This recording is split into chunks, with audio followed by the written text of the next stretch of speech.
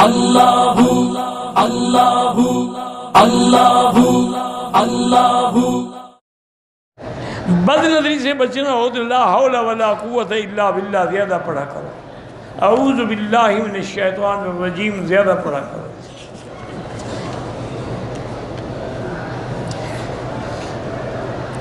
سسر اپنی بہو کے لیے نامحرم نہیں، نامحرم تو نہیں ہے، محرم ہے، لیکن آج کل بہو کو بھی بچنا چاہیے دیور سے بھی، سسر سے بھی۔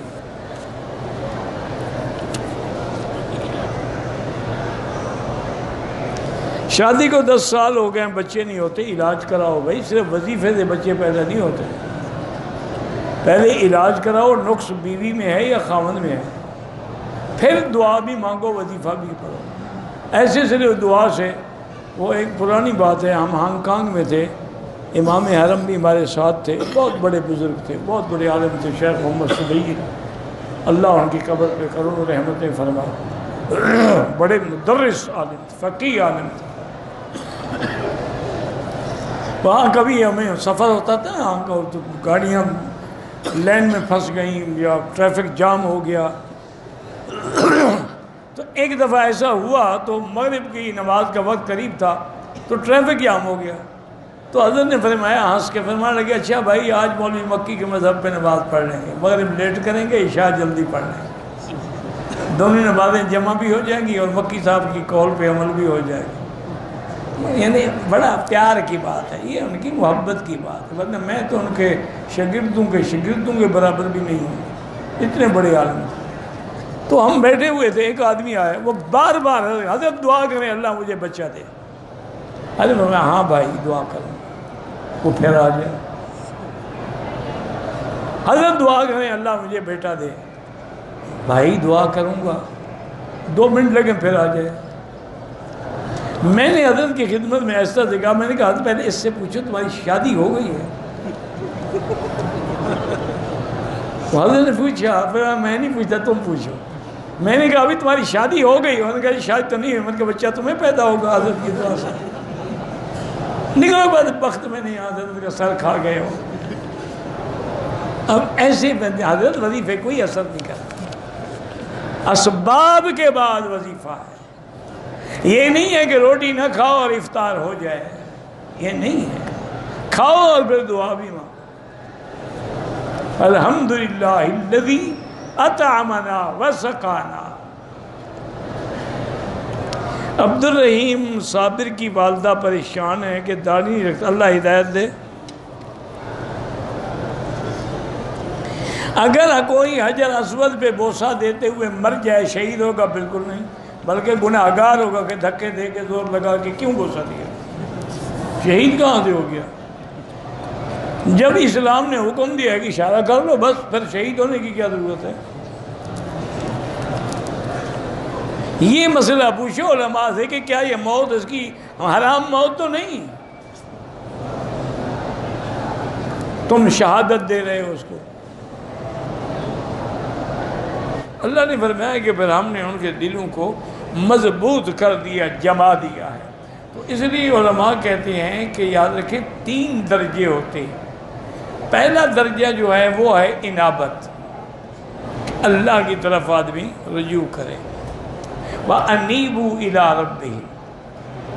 دوسرا مرتبہ جو ہے استقامت، کہ جب ایمان لے آیا پھر اس پہ جمع رہے، ان الذین قالوا ربنا اللہ ثم استقاموا۔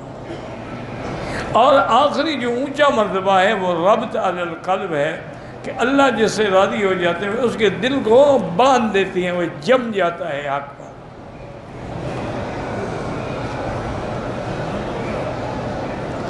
دبئی میں نماز کے دوران اگر کوئی سلام کرے تو اشارے سے جواب ناجائز ہے، نماز سکون کا نا، اسکنوا فی الصلاۃ۔ درود تنجینہ پڑھ سکتے ہیں۔ والدین کے اولاد کے لیے کیا حقوق ہیں؟ اولاد والدین کی خدمت کرے، ان کے بڑھاپے کا سہارا بنے، ان کا دست و بازو بنے، ان کو کما کے کھلائے۔ مسجد جیرانہ سے حضور پاک نے احرام باندھے، 300 انبیاء نے نہیں باندھا۔ اور جو 7 کنواں ہے اس میں حضور نے لعاب دہن ڈالا تھا، اس میں شہداء نہیں ہیں۔ ہر احرام کے لیے، عمرے کے لیے احرام دھونا ہوگا، کیوں عمرہ کرنے سے احرام پلید ہو جاتا ہے؟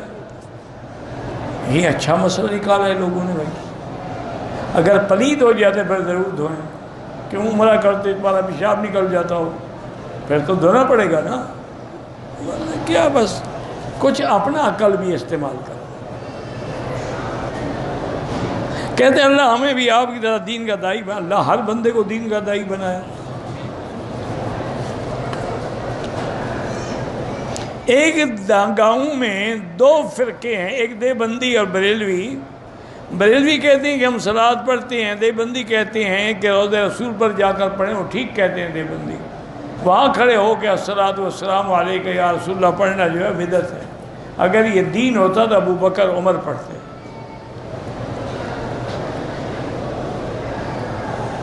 بھائی کے بیٹے کو ہم نے اپنا بیٹا بنایا، نام اسی کے باپ کا رہے گا، تمہارا نہیں۔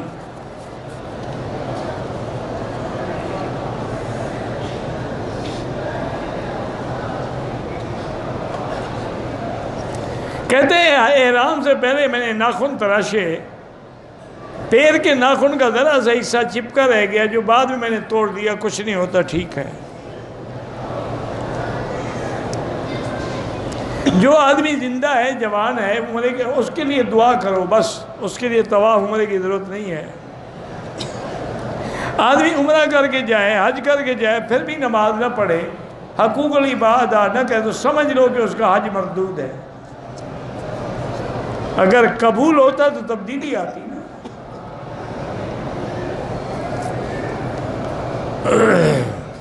جو لوگ اپنی جوان بیٹیوں کی شادی نہیں کرتے اپنے گھر کے کام کی وجہ سے، تو وہ بہت بڑے گناہ گار ہیں، اور اس بیٹی سے کوئی گناہ ہوگا تو ان پہ لعنت لکھی جائے گی۔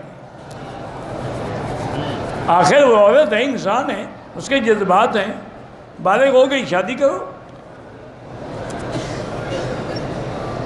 شیعہ کے جنازے میں شرکت نہ کریں۔ میں درس نظامی کا فاضل ہوں، جب دور حدیث پڑھ لو پھر آگے حدیث کی اجازت لینا۔ غار ہیرا اور غار ثور کے جانے کی، یہ وہ مقام ہے جہاں حضور گئے ہیں، کوئی آدمی جاتا ہے تو کوئی حرج نہیں، لیکن کوئی ضروری بھی نہیں، نہ حکم ہے۔